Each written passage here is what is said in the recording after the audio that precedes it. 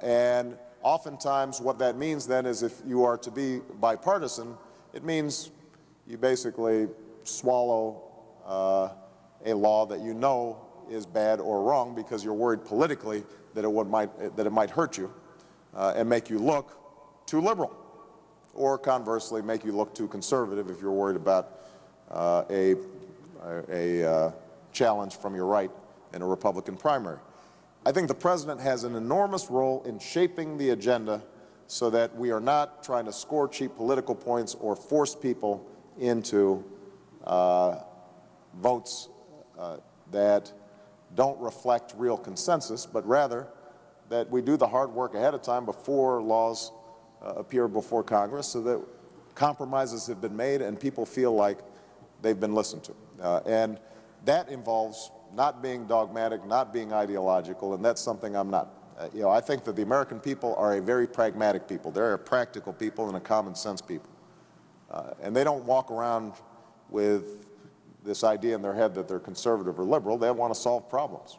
And that problem-solving approach is one that I think will be very important. The last point I guess I would make would be, I don't believe that government can solve every problem. And using the bully pulpit, I know Senator Clinton says, well, speeches, not solutions. You know, it turns out that speeches and words, I think, can not just shape public opinion about politics, but can maybe get people thinking about how our entire culture operates. So, for example, when I talk about education, I always make sure not just to talk about putting more money into early childhood education, which I think is a must, putting more money into training our teaching corps and paying them better, which I think is a must, not just about making college more affordable with a tuition credit.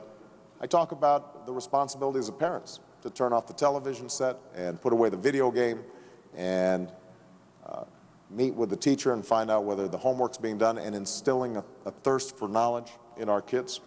And that is particularly true when I'm talking to African American communities, because I think that unless we change some of the culture, we're not going to see the kind of impact that we need in our education system. I think that is the power of the presidency that has been underutilized, and that's something I intend to use. Senator Obama, do you believe that a sitting administration or a federal judge should decide if a confidential source should be protected? I think that that is an issue that should be determined by the courts. And this raises, I think, a broader issue of civil liberties and our various freedoms at a time when we have real enemies and real conflict. Oftentimes in these debates, certainly over the last 8 years, those who challenged the administration were accused of either being unpatriotic or being naive and willing to open up the United States to attack. The notion that somehow I or any other Democrat, I with a 9-year-old daughter and a 6-year-old daughter, somehow are less committed to protecting the American people against terrorism is a joke. What I have said, and I will continue to say, is that the essence of our constitutional principles is that not only do we have these civil liberties enshrined in the Bill of Rights, but that we also have mechanisms in place to make sure that there are checks and balances between the branches. And so, for example, if we are going to ramp up surveillance in order to prevent a terrorist attack, that may be necessary. And an administration may be entirely justified in saying we have to give law enforcement the tools that are necessary in order to impede an attack. But what we have to make sure of is that there is somebody watching over the administration to ensure that it's not being abused.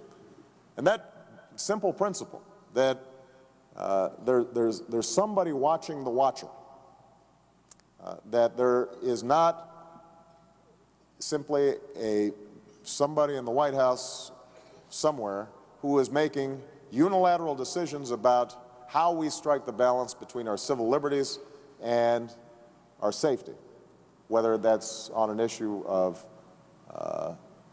freedom of the press or it's an issue of warrantless wiretaps. That simple principle is one that we can't give up, and we don't have to give up. You know, because it turns out that actually the courts generally are pretty good at this stuff, and if you present them with good evidence that there is a national security risk involved, they generally respond. And we've structured a FISA court to deal with this specific issue, and it's worked. And it's not as if FISA is going around saying, boy, let's really stick it to the administration. There's out of the reams of requests made to the FISA court, they've rejected a handful, and I suspect for good reason. And it's that general notion of overreach by the chief executive that I think is something we've got to change. And I think the American people believe in that. It's interesting. When I'm traveling around the country, it doesn't matter where I am, whatever the demographic is. When I talk about the need for us to protect and abide by the Constitution, people respond. Republicans respond, Democrats respond. That is not a conservative or liberal issue. That is, well, ironically, it's actually a very conservative notion. It's conservative in the sense that we are being true to the principles of our founding fathers and the essence of what makes this a free society.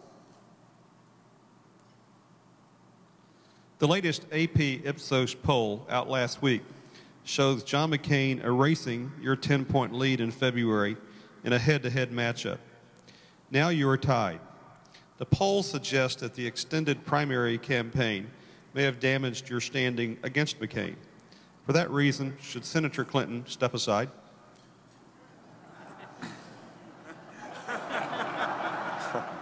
I suspect that she will have a response for that tomorrow. Look, this has been a hard-fought contest, and I won't lie to you. My wife reminded me that I had told her sometime last year that no matter what happens by February 5th, this thing will be over, one way or another. And she keeps on looking at her watch. It's been a hard-fought contest, partly because Senator Clinton is a formidable candidate. You know, there aren't many figures in American politics who could sustain 11 straight losses and hang into a race and raise $35 million. And so in that sense, she's unique. And the fact that, you know, former President Clinton is there and the structure that he has of loyalty and all across the country and the brand name that they have, I think makes them very tough. Now,